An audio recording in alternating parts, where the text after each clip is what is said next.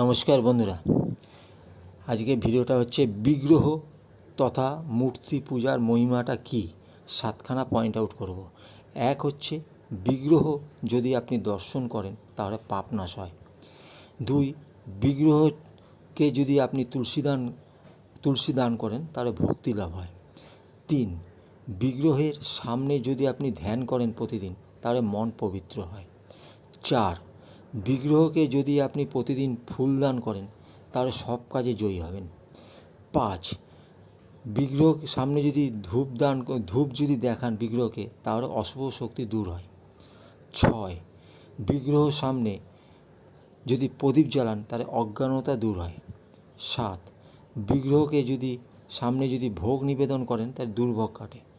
তবে ভিডিওটা যদি ভালো লাগে লাইক করুন, বেল আইকন অন করে দিন, বন্ধুদের মাঝে শেয়ার করুন, কমেন্ট করুন। আমার ফোনের অবস্থা খুব খারাপ, আমি প্রতিদিন